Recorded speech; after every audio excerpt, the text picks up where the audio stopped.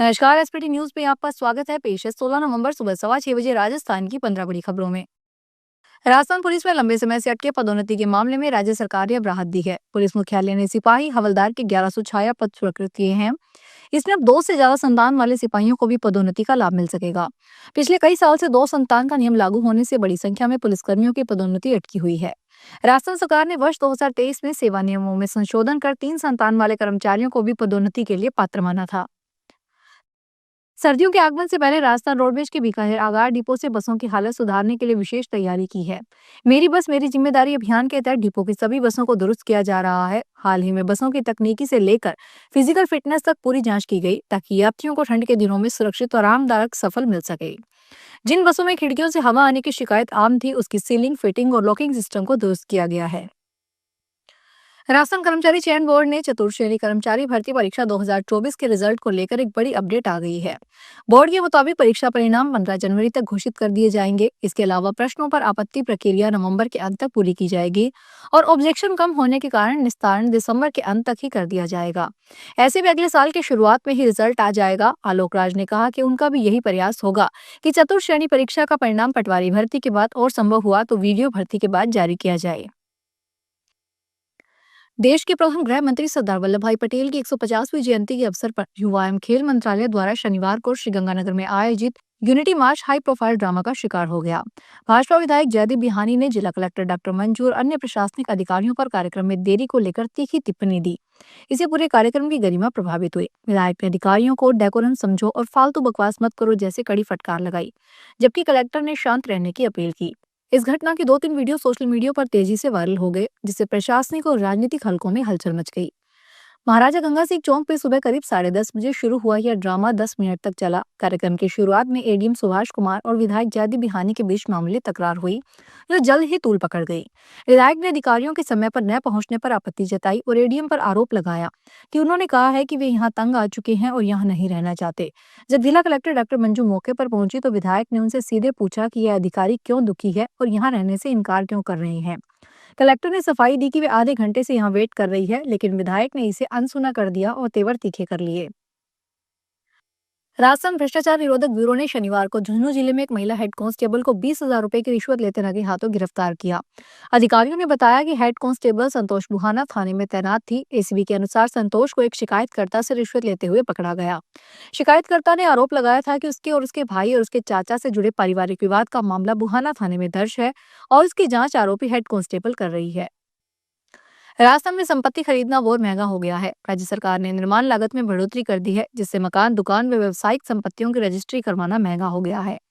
वित्त विभाग ने नए आदेश जारी करते हुए आरसीसी की छत वाले भवनों की निर्माण लागत 1200 रुपए प्रति वर्ग फीट से 1800 रुपए प्रति वर्ग फीट कर दी है। यानी सीधे सीधे 600 रुपए प्रति वर्ग फीट की बढ़ोतरी की गई है। इससे प्रदेश की बड़ी संख्या के लोग प्रभावित होंगे। यह बढ़ोतरी 6 साल के बाद हुई है और इसका सीधा असर आम खरीदारों और बिल्डर्स पर पड़ेगा। जयपुर के वैशाली नगर इलाके से हैरान करने वाला मामला सामने आया है।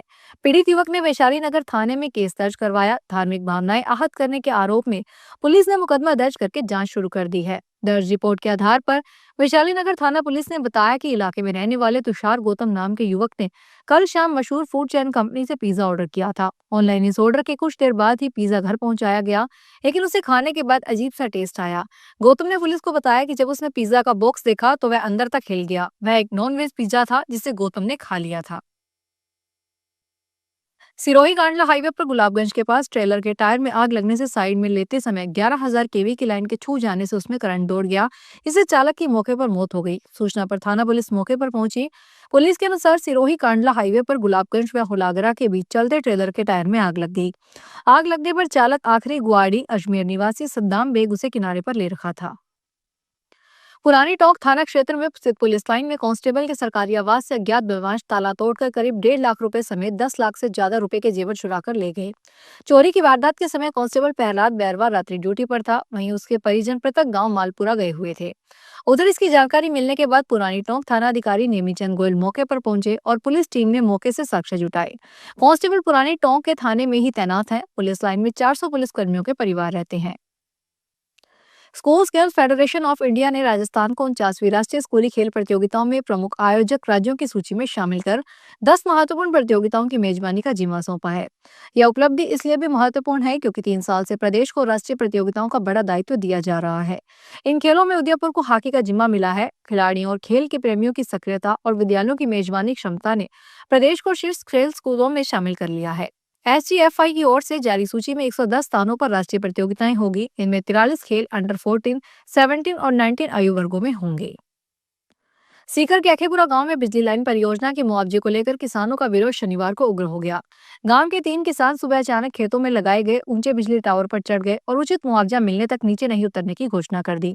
बता दें कि इसके इलाके में अफरा तफरी का माहौल बन गया है और बड़ी संख्या में ग्रामीण मौके पर इकट्ठा हो गए।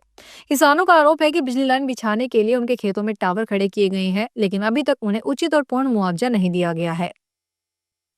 राजस्थान के शिक्षा एवं पंचायती राज मंत्री मदन दिलावर ने शनिवार को जोधपुर में मंडोर क्षेत्र के 2 राजकीय विद्यालयों का औचक निरीक्षण किया और वहां स्वच्छता नहीं मिलने पर नाराजगी जताई। आधिकारिक सूत्रों के अनुसार श्री दिलावर के अचानक विद्यालय में पहुंचने पर विद्यालय में हड़कंप मच गया। श्री दिलावर ने स्कूल में प्रार्थना गतिविधियों को बारीकी से देखा। बच्चों द्वारा प्रार्थना में प्रतिज्ञा, राष्ट्रगान और सुविचार सहित समाचार प्रस्तुति की सराहना भी की। वहीं स्कूल के शौचालय गंदगी और जर्जर होने पर नाराजगी भी जताई। उन्होंने संबंधित प्रिंसिपल को जल्द स्वच्छता करवाने और मरम्मत कार्य को करने के निर्देश दिए। झालावाड़ में फर्जी तरीके से नर्सिंग ऑफिसर की नौकरी दिलाने के नाम पर लाखों रुपए की धोखाधड़ी करने वाले 2 आरोपियों को गिरफ्तार किया गया है।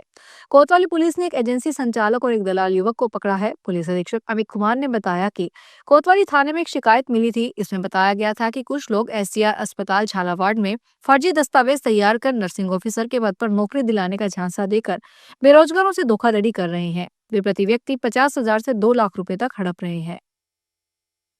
कोटा में वर्क फ्रॉम होम के नाम से महिलाओं को काम देने के बहाने लाखों रुपए की ठगी का मामला सामने आया है। 50 से ज्यादा महिलाओं ने अनंतपुरा थाने पहुंचकर मामले में शिकायत दी। फिलहाल पुलिस मामले की जांच कर रही है। महिलाओं के घर से ब्रेल लिपि तैयार करने का काम किया गया था। इसकी एवज में उनसे 2,500 रुपए लिए गए। चयन सिस्टम से लोगों को जोड़ा गया और शनिवार को कंपनी कोटा से भाग गई। पीड़िताओं ने थाने पहुंचकर शिकायत दर्ज करवाई है। राजस्थान पुलिस कांस्टेबल भर्ती 2025 की लिखित परीक्षा का परिणाम जारी कर दिया गया है। इस भर्ती परीक्षा का आयोजन 12 और 13 सितंबर को किया गया था। आंसर की 17 सितंबर को जारी की गई थी, जिसके बाद 23 सितंबर तक आपत्तियां आमंत्रित की गई थी। इन आपत्तियों के समाधान के बाद अब अंतिम परिणाम पत्र घोषित कर दिया गया है। 3,76,000 अभ्यर्थियों ने आवेदन किया था। भर्ती में कुल 10,000 पद शामिल है, जिनमें कांस्टेबल, दूरसंचार और ड्राइवर के लिए 1469 पद थे। शेष 8,531 पद कांस्टेबल सामान्य, चालक और बैंड के लिए निर्धारित किए गए थे। तो ये थी राजस्थान की 15 बड़ी खबरें। अगर आपको हमारा बुलेटिन पसंद आया हो तो वीडियो को लाइक करें, अपने दोस्तों से शेयर करें और चैनल को सब्सक्राइब करना ना भूलें। फिर मिलेंगे नई खबरों के साथ। धन्यवाद।